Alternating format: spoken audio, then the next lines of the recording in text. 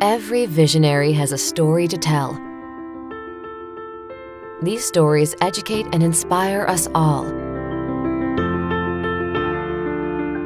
You could hear them cranking up in the morning and hear the click, click, click of the roller coaster.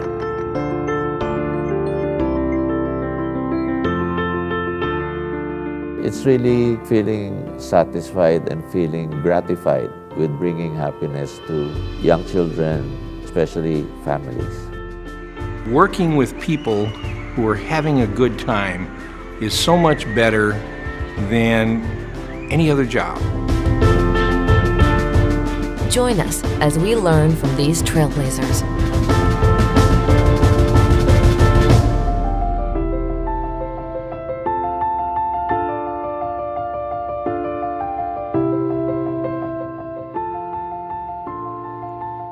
My grandfather, that was an entrepreneur, starting the movie industry at the beginning.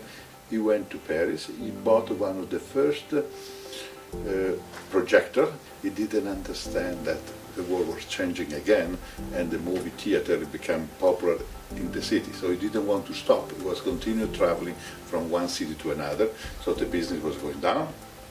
And at this point came out my father that he built for the family some ride. One ride was called Chenille. It's a ride with automobile that you go up and down in some hills.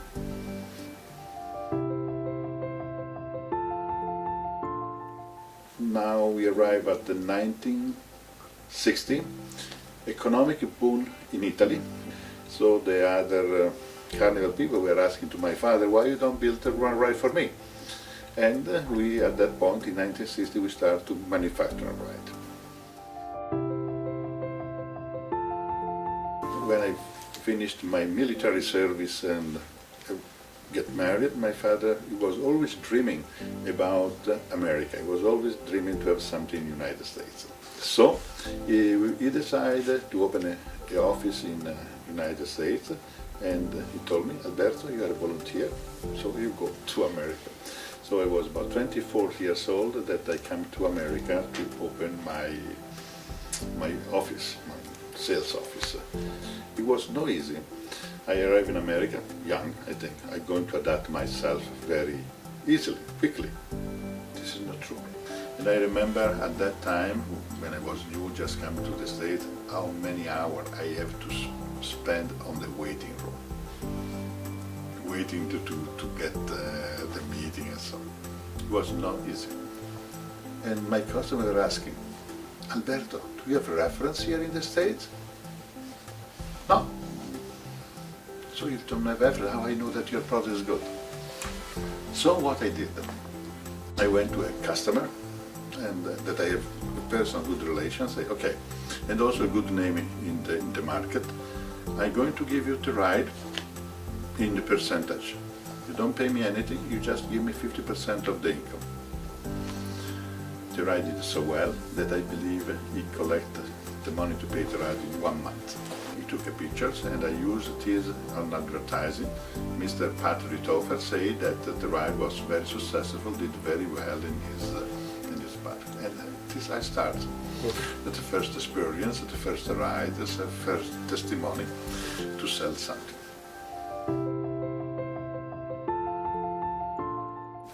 My first the factory at the beginning was in New Brunswick, New Jersey, so very easy to go on the shoreline, so all the park in New Jersey.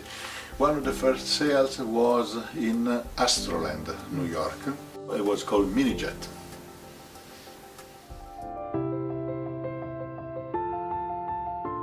A very important moment for our company was 1989, when Disney came to Europe. They visited all the manufacturers, and I think that we impressed them. This was a project for Euro Disney. We were awarded of 7 rides on the 11th ride for the first phase. And this really changed our company. After that, I didn't need any more reference. With that reference, we were working worldwide. We opened a company in United Arab Emirates, one in Russia, one in the Philippines, one in China. So the company starts to expand it. And thanks also to the fact of what I learned in the United States, how important that you have direct contact with your customer. All these offices were offices owned by the company and Italian. And you know why? Because I need what we call a cultural translator, not the language, but notice the difference that if I have a Chinese, for him it's normal, this type of life. Instead, if I send an Italian, also from my region, he's going to transfer to me all the differences that are there. And we are open to understand the mentality of who we are working. When we are working in Saudi Arabia, we know that we have to be very careful about women and men. So divide the park, how to design the ride, the way, for example, you don't have nothing between the legs.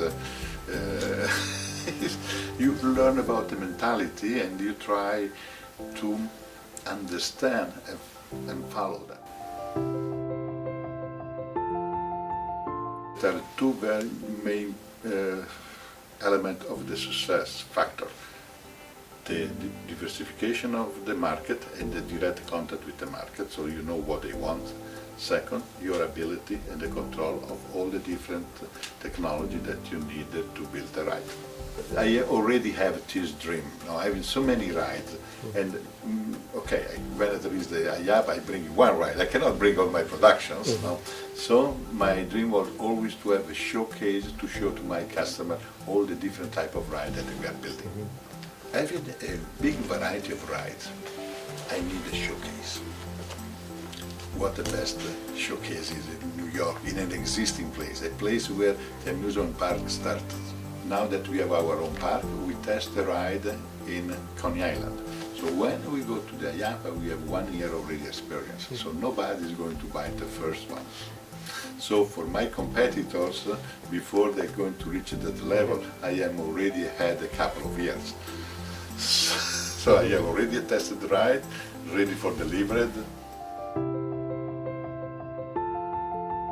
My generation, you don't go with your child on the ride.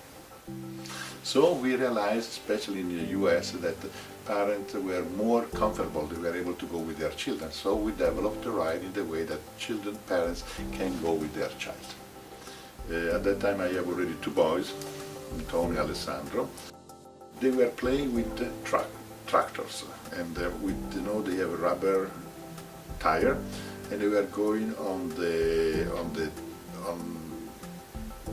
leather sofa, and my wife was screaming, "What are you doing?" Well, so we were very strong with them, not doing that, but they will love this truck, they were doing continuously.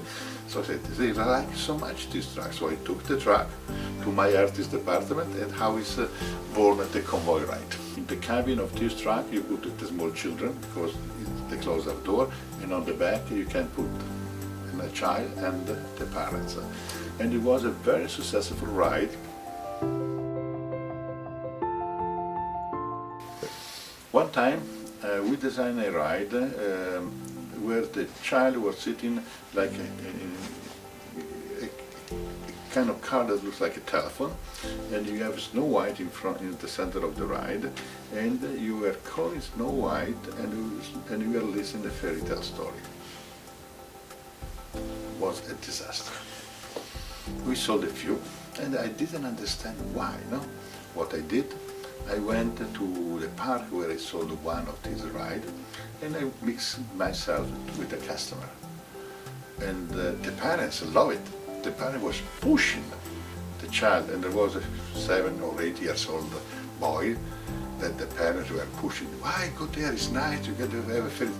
And they turned back and look at the parents and say, "This is good for my daughter, for my sister." And I will look at the sister for 3 or 4 years old.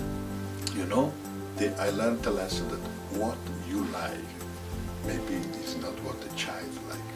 So you have to be careful.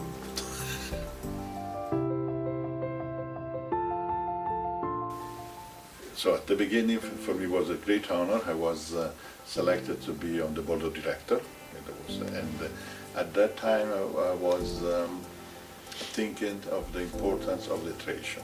Looking from the ride manufacturer, at that time when we were talking about that, there were so many trade shows. Italy was organizing one, the German was organizing one, in France they were organizing one, in Spain there was another. And how they were selling the space into this trade show, they were coming to me or to any other manufacturer and say, hey, your competitor is going to go there. And this was a lot of time consuming, a lot of wasting a lot of money. So I thought it was good to have one trade show. We try to improve also the service that we are giving to our customer. We improve, we make a study how to accommodate in the ride people with disability and certify what we are doing with a doctor certificate. Last year, when I prepared this ride that I gave it to give a kids awards, so much emotional, you know. When you think of these children, that for no reason they are sick or whatever, but there is not a person of our age that maybe we drink too much, we've done a lot. This child with it is really very sensitive on that. So able to do something for them, make them happy, this makes me very proud of them.